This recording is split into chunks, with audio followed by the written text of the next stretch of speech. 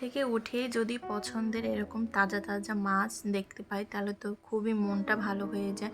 তো আজকে সারাদিনে কি কি করলাম, ঘরের কাজ থেকে বাহিরের কাজ সব কিছুই আজকে আপনাদের সাথে শেয়ার করব। আশা করি আপনাদের ভিডিওটি ভালো লাগবে। হ্যালো এভরিওয়ান, আসসালামু আলাইকুম, গুড মর্নিং। সবাই কেমন আছেন? আশা করি ভালো আছেন। আমরাও আলহামদুলিল্লাহ আল্লাহর রহমতে ভালো আছি। এই তো ঘুম থেকে উঠেই চলে আসলাম ছাদে, ভিজা কিছু কাপড় ছিল শুকা দিলাম। আর এই তো একটু গাছপালা দেখছিলাম। তো ওরকমভাবে কোনো গাছই আমাদের ছাদে লাগানো হয় না, কারণ হতে চায় না। কেন হয় না বলতে পারি না। তো কিছু মরিচ গাছ লাগিয়েছিলাম, তো মরিচ লাগবে যার জন্য মরিচ তুলে নিচ্ছিলাম। আর এই মরিচগুলো কিন্তু অনেক ঝাল। এটা আমার মেজো মামি আর কি মরিচ দিয়েছিল, তার বীজ দিয়ে আমি এর চারাগুলো করেছি, তো লাগিয়েছিলাম। মাশাল্লাহ আল্লাহর রহমতে কম বেশি মরিচ হয়েছে, শুকরিয়া। আর কি হয় না মোটেও, তার মধ্যে হয়েছে, এর জন্য আল্লাহর কাছে শুকরিয়া। তো গাছ থেকে মরিচ ছিঁড়ে বাসায় চলে আসলাম। তো বাসায় এসেই প্রথম কাজ সকালবেলা আর কি বিছানা পত্র গুছানো। আয়নের পাপা অফিসে চলে গিয়েছে, এখন আয়ন ঘুমাচ্ছে। তো যার জন্য এই ফাঁকে আমি সব কাজগুলো করে নিচ্ছি, বিছানাটা গুছিয়ে নিচ্ছি। তো এটা হচ্ছে ড্রয়িং রুমে, আর আয়ন তো বেডরুমে ঘুমাচ্ছে। আর আমাদের ড্রয়িং রুমে একটা খাট আছে, কারণ আমাদের এক্সট্রা কোনো গেস্ট রুম নাই, যার জন্য কেউ আসলে তাকে ঘুমাতে এই রুমেই দেওয়া হয়, যার জন্য এখানে একটা খাট রাখা হয়েছে। নেক্সট টাইম যখন এক্সট্রা আর কি গেস্ট রুম করব, তখন এখান থেকে খাট সরিয়ে আর কি মনের মতো করে ডেকোরেশন করব। তো এই তো আমি খাট টাট গুছিয়ে চোপা টোপা পরিষ্কার করে আর কি আয়ন ওঠার আগে আমি চাচ্ছি বাসাটা ক্লিন করে ফেলবো। তো এই তো আমি কিন্তু বাসাটা ক্লিন করে ফেলেছি, তারপর আমি নিজে ফ্রেশ হব। তো এখনও ফ্রেশ হয়নি, তো ব্রাশ করতে চলে আসলাম। এই তো আমি এখন ব্রাশ করছি। আর এদিকে সকালবেলা কিন্তু আয়নের পাপা 5টার সময় উঠে আর কি চলে গিয়েছিল আর একটা নদীর পাড়ে, সেখান থেকে তাজা ইলিশ মাছ নিয়ে আসছে। আর সেই মাছ আর আজকে রান্না করব, যার জন্য আর কি আয়ন ওঠার আগে আমি সব কাজ কমপ্লিট করছি। এই তো দেখতেই পাচ্ছেন আমার কিন্তু হাত মুখ ধোয়া হয়ে গেছে, এখন রান্নাঘরে চলে আসলাম। আর এই সেই মাছ, তাজা তাজা মাছ আসলে বাজার থেকে কিনে খাওয়া হয়, কিন্তু এরকমই সেন্ট আর কি তাজা মাছের মতন আসে না। তো একদম আমি হাত দিয়ে ধরছিলাম, পুরো হাত গন্ধ হয়ে গেছে মানে মাছের ঘ্রাণে। তো আয়নের পাপা খুব একটা পছন্দ করে না, আমি বলেছি যার জন্য নিয়ে আসছে। তো এই মাছের কেজি নিয়েছিল 2200 টাকা। তো বাজার কিন্তু এর থেকেও বেশি। এই যে বড় মাছটা, এটা কিন্তু 1 কেজি সাইজের, আর এটা একটু কম। তো ওটা কতটুকু বলতে পারি না, মনে হয় 400-500 গ্রাম হতে পারে। তো সেই মাছটা আজকে আমি রান্না করব। এই তো ভালোভাবে আঁশ ছাড়িয়ে নিচ্ছিলাম। তো আঁশগুলো ছিটছিল, যার জন্য আমি আর কি এটাকে পরে নিচে নিয়ে আর কি ক্লিন করে নিয়েছি, কারণ রান্নাঘরটা নোংরা হয়ে গিয়েছিল। আর আমি সবসময় রান্নাঘর কিন্তু ক্লিন রাখার চেষ্টা করি। রান্নাঘর কিন্তু ক্লিন রাখলে কিন্তু তেলাপোকা বা পোকামাকড়ও হয় না। তো এদিকে আমার কিন্তু মাছ কাটা হয়ে গিয়েছে, এখন মাছে আমি মশলা মাখিয়ে নেব। ইলিশ মাছ রান্না করতে কিন্তু ওরকম কোনো ধরনের মশলা প্রয়োজন নাই। ইলিশ মাছের যে নিজের একটা স্বাদ, যার কারণে যে কোনো জিনিস দিয়ে রান্না করলে কিন্তু সেগুলো দ্বিগুণ হয়ে যায়। তো আমি কিন্তু সিম্পল ওয়েতে দো পেঁয়াজা করব আর কি, পেঁয়াজ আর মরিচ দিয়ে এটা ভুনা করব। ফার্স্টে আমি এই তো হলুদ, লবণ এবং মরিচ মাখিয়ে নিচ্ছি। তারপরে এই তো এক পাশে আমি ডাল বসিয়ে দিয়েছি। আর মাছ তো আজকে ভুনা, দুটো তো আমার সিম্পল মাছ ভুনা খাবারই হলে করব। কিন্তু খাওয়া হয়ে যায়। ইলিশ মাছ আমার খুব পছন্দ, কিন্তু একে একে মানে একসাথে অনেক দিন খাওয়া হলে কিন্তু ভালো লাগে না। তো আমি মানে চেষ্টা করি কিছুদিন পর পর খাওয়ার।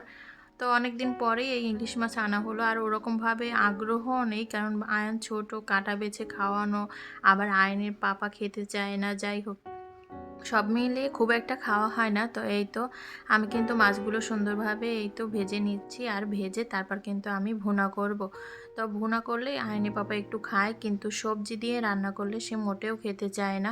যাই হোক, দেখতে দেখতে কিন্তু আমার মাছগুলো ভাজা হয়ে গেছে। এখন আমি কড়াই বসিয়ে দিয়েছি, আর এক্সট্রা যে তেলটা ছিল সেটা আমি দিয়ে দিয়েছি। এখন তার মধ্যে পেঁয়াজ এবং কাঁচামরিচ দিয়ে দিচ্ছি। তো এটাকে কিন্তু ভেজে তারপর এর মধ্যে হলুদ এবং মরিচ লবণ দিয়ে দেবো। সিম্পল কিছু মানে এইভাবে রান্না করব। অনেকে দেখি ইলিশ মাছের মধ্যে ধনিয়া, জিরে এগুলো দেয়, কিন্তু আমাদের বরিশাল অঞ্চলে অবশ্যই এরভাবেই রান্না করে না। মাছটা সাধারণত সিম্পলভাবেই রান্না করে, তাহলে কিন্তু ইলিশ মাছের যে নিজস্ব একটা ঘ্রাণ আছে ওটা বজায় থাকে। তা আমি সেইভাবেই রান্না করছি, দেখতেই পাচ্ছেন। আর এই মশলা আমরা দিই, কিন্তু যখন আমরা ইলিশ পোলাও রান্না করি তখন আমরা ওই ধরনের মশলা দিই। এছাড়া রান্না করলে কিন্তু সবজি দিয়ে হোক বা এমনিতে ভুনা হোক, আমাদের এখানে কিন্তু ওভাবে ওই ধরনের মশলা দেওয়া হয় না। তো আপনারা যারা ওইভাবে রান্না করেন এভাবে একবার ট্রাই করে দেখতে পারেন, কিন্তু ভালো লাগে। আর ইলিশ মাছের ঘ্রাণটা কিন্তু খুব সুন্দরভাবে আসে।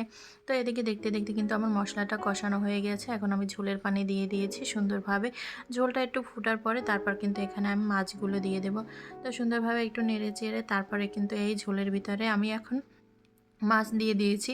আর বিশেষ করে ইলিশ মাছের মাথা কিন্তু আইনে বাবা মোটেও খেতে পারে না, কারণ কাটা। তো যার জন্য সবসময় কিন্তু আমাকেই খেতে হয়। তো আমি দুপুরবেলা এটাই খাবো আগে। যাই হোক, এই তো দিয়ে নিয়ে তারপর নেড়ে চেড়ে ঢাকনা লাগিয়ে এটাকে রান্না করে নেব। তো ঢাকনা লাগিয়ে প্রায় আমি 10 মিনিটের মতন এটা রান্না করেছি। দেখতেই পাচ্ছেন আমার মাছ ভুনাটা কিন্তু হয়ে গেছে আর তেলটাও ছেড়ে দিয়েছে। আর মাশাআল্লাহ দেখতে কিন্তু অনেক সুন্দর হয়েছে এবং খেতেও দারুণ লেগেছে, যেহেতু তাজা মাছ।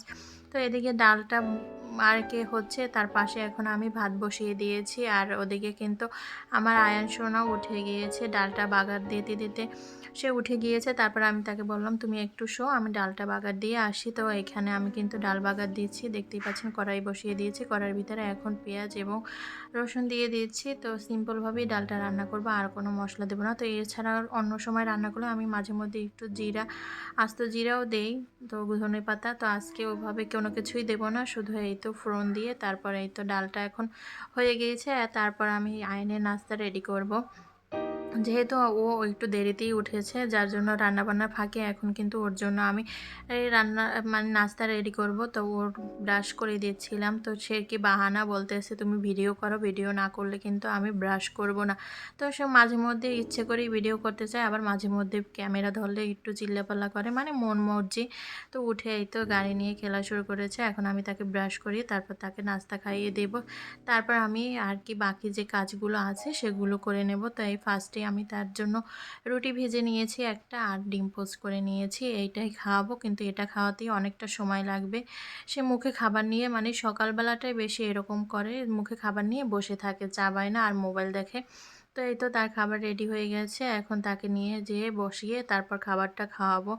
তো এই তো দেখতেই পাচ্ছেন এখন তার কাছে চলে আসলাম। সে চুপ করে এই কোনায় বসিয়েছিল, এই তো আর আমার কাছে মোবাইল চাচ্ছিল। আমি বললাম যে দাঁড়াও একটু ভিডিও করে নিই, তারপর তোমাকে মোবাইলটা দিব। তো সে একটু রাগ করছিল। তো তাকে খাইয়ে দিয়ে বাসার সমস্ত কাজ আমি কিনে মানে করে ফেলেছি, ঘর দুয়ার গোছানো থেকে। তো আজকে একটু বাহিরের চুলা, মানে এখানে কিন্তু আমার ছোট্ট একটা মাটির চুলা আছে, তো এখানে আমি মাঝে মধ্যে রান্না করি। তো সেটাকে লেপাপোছা করব, আর কিছু গাছ লাগাবো ছাদে। এই যে যদিও হয় না আমাদের মানে ছাদের উপরে গাছ। তো মাটিগুলো গুছিয়েছিলাম, আর এই যে লাকড়িগুলো এগুলো কিন্তু আমি বাগান থেকে কুড়িয়ে নিয়ে আসছি। মানে আমাদের বাগানে কিন্তু আমাদের বাসার পাশে কিন্তু চারদিকে প্রচুর পরিমাণে গাছ। আমাদের মানে কাঠের লাকড়ির কোনো অভাব নেই, কিন্তু তারপর ওরকমভাবে বাচ্চা নিয়ে বাহিরে রান্না করা হয় না, মাঝে মধ্যে করি। তো এই তো দেখতেই পাচ্ছেন আমি কিন্তু সুন্দরভাবে চুলোগুলো লিপে ফেলেছি। ওভাবে কিন্তু বাপের বাড়িতে শেখাও হয়নি, কিন্তু একটা কাজ করতে করতে হয়ে যায়। আর আমার কারোর কাছে ধর্না ধরা মানে কাউকে বলা যে আমাকে এটা করে দেন, সেটা কিন্তু খুব একটা পছন্দ না। তো কাজ বাজ সেরে গায়ে মাটি লাগা ছিল, তারপর খাওয়া দাওয়া করলাম, আর কি গোসল করলাম, তারপর নামাজ পড়ে খাওয়া দাওয়া করলাম। আর এদিকে বিকেল হয়ে গেছে, এটা বিকেলের ক্লিপ। আয়নে পাপা চলে আসছে, আর তার জন্য কোনো খাবার আনবে না সেটা তো হতেই পারে না। এই যে তার জন্য মোজো নিয়ে আসছে আর চিপস নিয়ে আসছে, দেখতেই পাচ্ছেন সে বসে বসে খাচ্ছে। তো আজকের ভিডিওটি এই অবধি। সব কাজ বাজ সব কিছু মিলিয়ে আমার ভিডিওটি কেমন হয়েছে অবশ্যই কমেন্ট করে জানাবেন। আর অনেকেই আমার ভিডিও দেখেন, যদি দয়া করে ভালো লাগে একটা লাইক কমেন্ট দিয়ে আমাকে জানাবেন। আর যদি কোনো ভুল ত্রুটি থাকে অবশ্যই জানাবেন। সবাই ভালো থাকবেন, সুস্থ থাকবেন, আল্লাহ হাফেজ।